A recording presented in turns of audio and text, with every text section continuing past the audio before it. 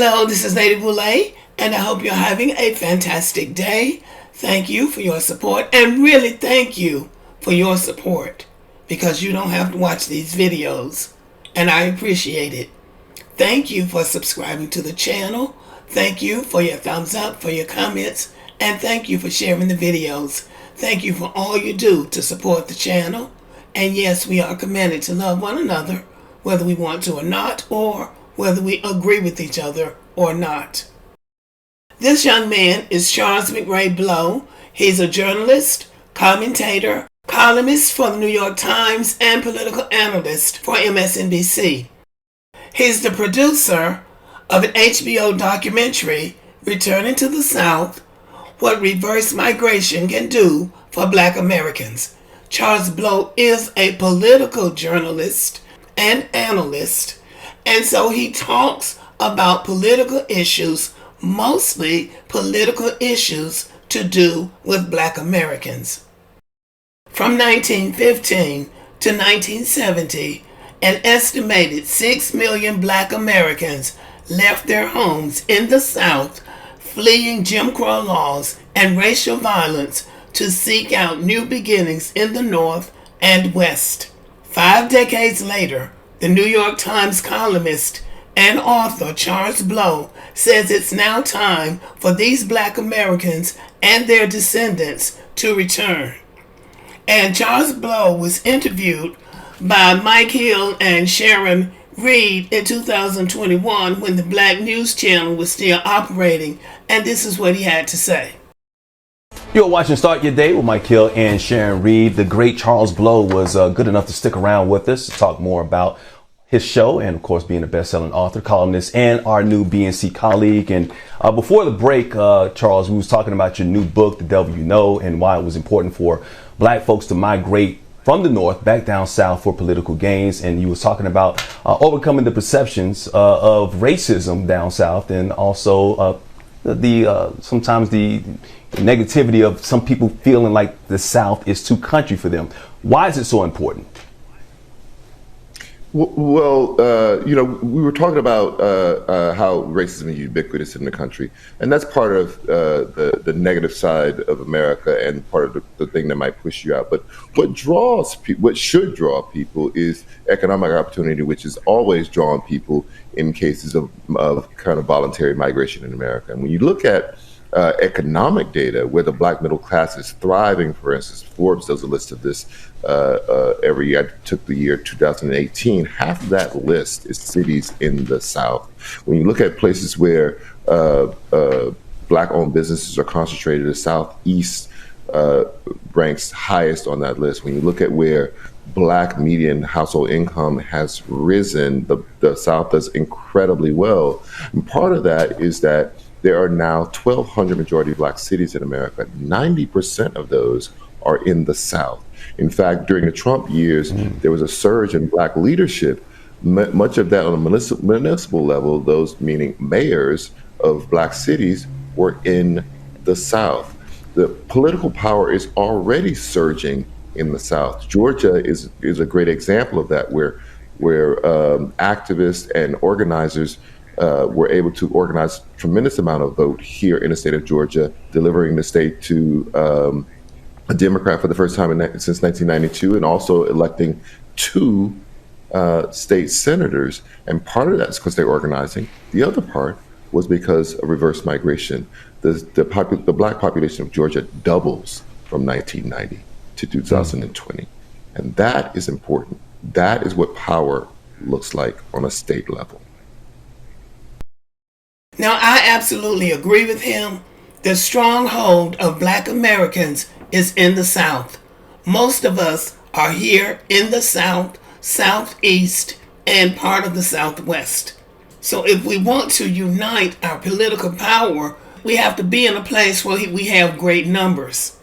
The South is the beginning of Black Americans. As a matter of fact, in an interview with The Guardian, Charles Blow said this: "From the time that the first enslaved Africans touched down on the soil that would become the United States of America, the majority of Black people have existed in the southern region of the country. Even today, even though the majority is only a slight majority, is still where they exist. There is a lot of sweat and blood equity put into building the infrastructure that became the American South, and that is so true. I would love to see black people engage in reclaiming the benefits of the work that their ancestors did. So true, so true, so true. Charles Blow himself moved to Atlanta after living in New York for 20-something years. He says, and I agree, that there's no utopia in the South. And the idea, I agree with him again, that the idea is that black people should have more say over how we are governed.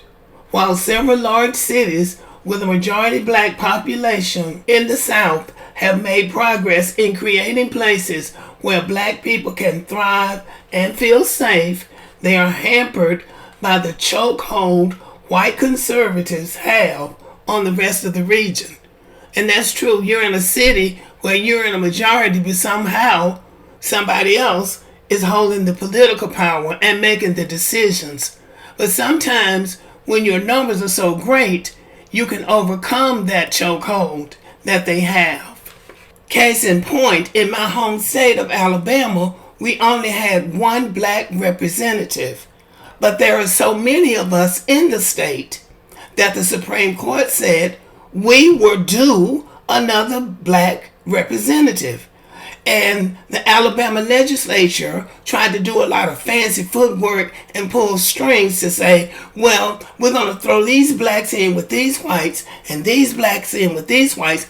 In other words, putting black people into districts that already had a majority white and splitting black people up so that we making it look like we really didn't deserve that district.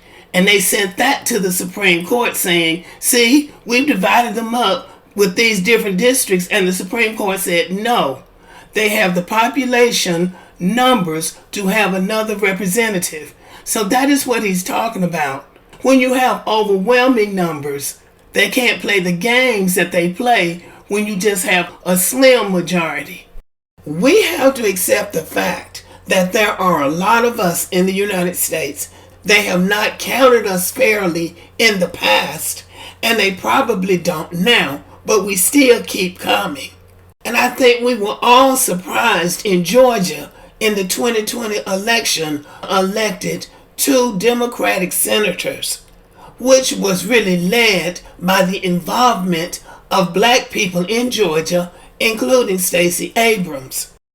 At the time of the election, Atlanta's mayor, Keisha Lance Bottoms, said that South Carolina, Alabama, and Mississippi have the same demographics as Georgia, a large black population, which is to say that if they got organized and registered to vote, they could do the same thing in those states that was done here in Georgia.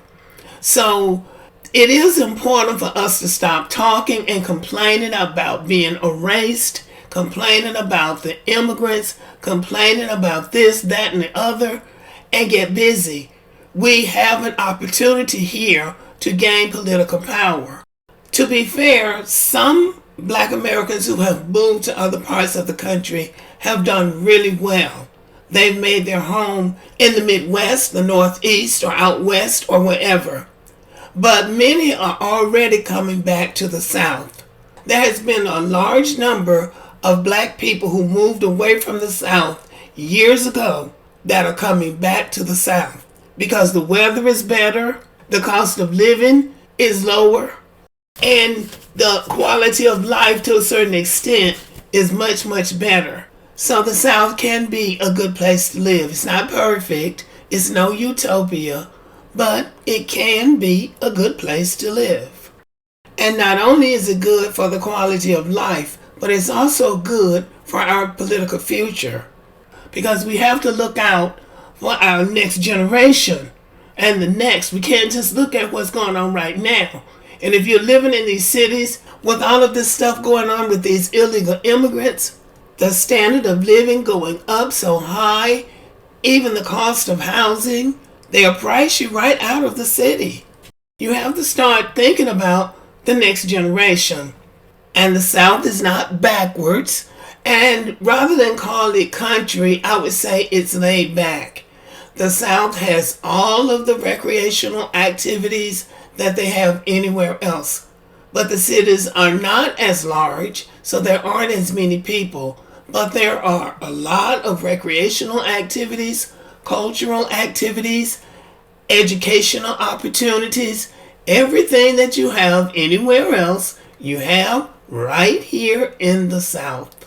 The Gulf Coast reaches from Florida to Texas. There are some beautiful beaches down here, great food, friendly people, just great.